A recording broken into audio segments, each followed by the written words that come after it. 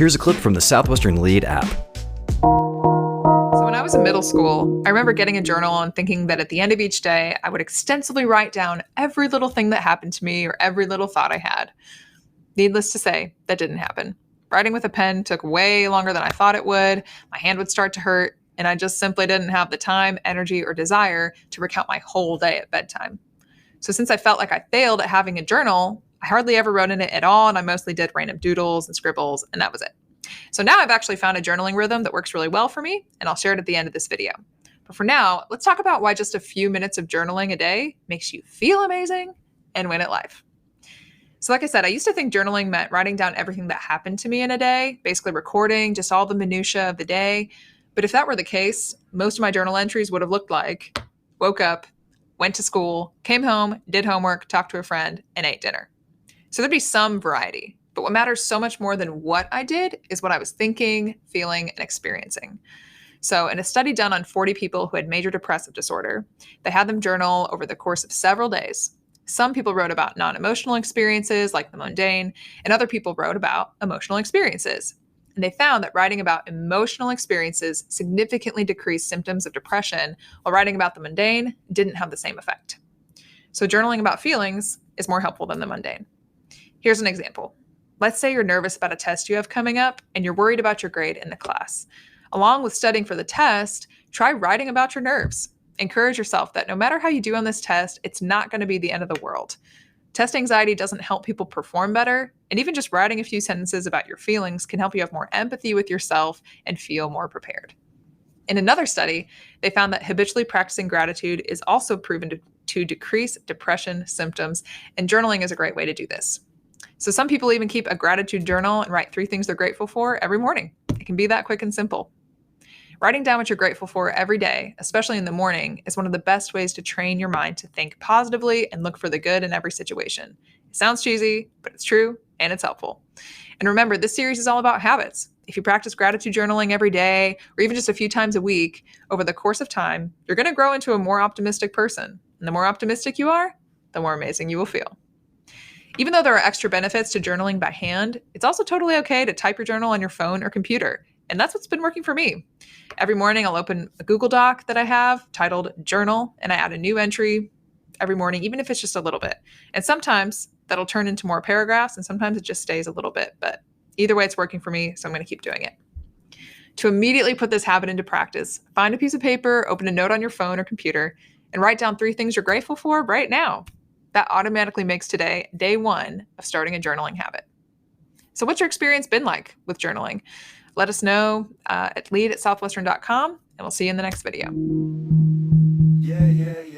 Southwestern Lead is an international leadership program that helps you build skills, gain confidence, and discover new opportunities. With professional coaching, a world-class digital learning platform, and certifications that will enhance your resume or application, Lead sets you apart. We'll show you how to turn success principles into success habits through small group training, one-on-one coaching, and guided action plans to help you apply what you're learning. It takes more than academics to reach your goals. See what one of America's oldest leadership training programs can do for you. Visit southwesternlead.com. So in our last video, we talked about writing, and now we're going to talk about reading. So before I say anything else about this, I'm fully aware that a lot of you watching this are in school, and I'm sure you already have a ton of assigned reading to do throughout the year. So you might think, well, why would I want to do more reading when I already have so much to do?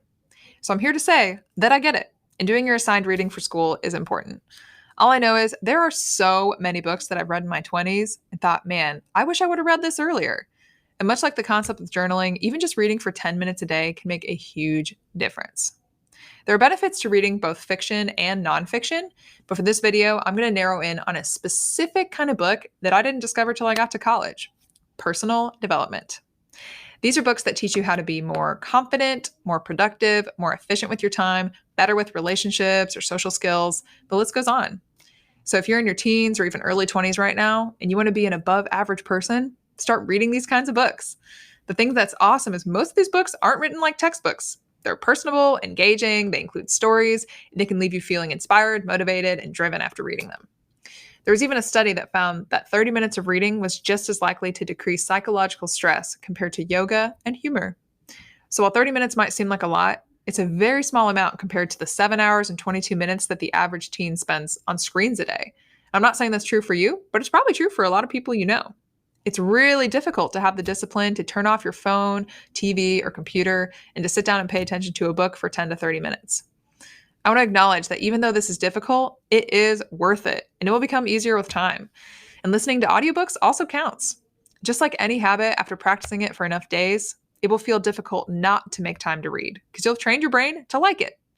A couple of our favorite personal development books we recommend are Atomic Habits by James Clear, 7 Habits of Highly Effective People, How to Win Friends and Influence People, and What to Say When You Talk to Yourself. So here's your call to action. Pick out a personal development book, and once you started it, let us know what you're learning from it. You can email us at lead@southwestern.com. In this video, we're going to be talking about talking, specifically talking to yourself. So if you saw someone in public talking to themselves, you might think that's a crazy person, but the chances are they're probably pretty intelligent. People who talk to themselves are geniuses.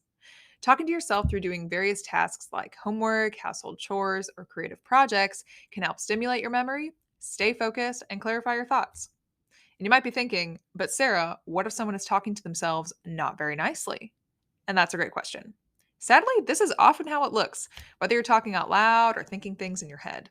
And sometimes the things we think or say to ourselves are things we would never say to a friend. So that's why it's important to learn positive self talk. Positive self talk is learning to talk to yourself like you would a good friend that you care about. And you might think, well, yeah, I know I'm supposed to be nice to myself and stuff, but it's not actually going to change anything in my life. And that's where you would be wrong.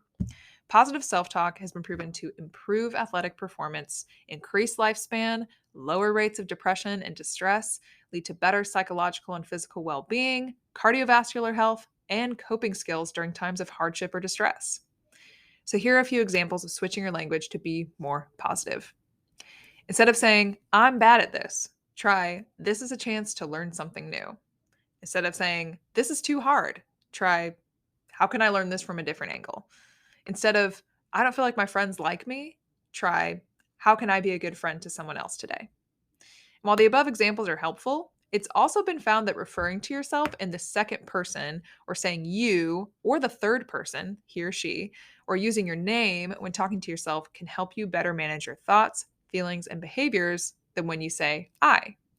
So, for example, instead of me saying to myself, I'm doing my best and that is enough, even though that's good, I could say, Sarah, you're doing your best and that is enough.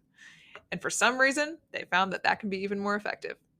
So, in one study, participants who refer to themselves in the second or third person or use their own names when preparing for a 5-minute speech were calmer, more confident, and performed better on the task than those who used first person or said I in their statements. So, a disclaimer on starting this habit is that it will feel super weird at first. You might even be someone who doesn't get a whole lot of time alone, and talking out loud, when you're not alone or when you're around other people, isn't exactly something that you can do very easily. So those are perfect times for you to practice positive self-talk in your head. And when you do get a chance to be alone, maybe going for a walk, sitting in your backyard, doing homework, or even taking a shower, try saying kind things out loud to yourself. For example, you're doing your best. I'm proud of you for getting your work done. Or simply, you can do this. I believe in you. Is it cheesy? Yes, it is. But is it effective at helping you feel amazing and win at life? Yes, it is.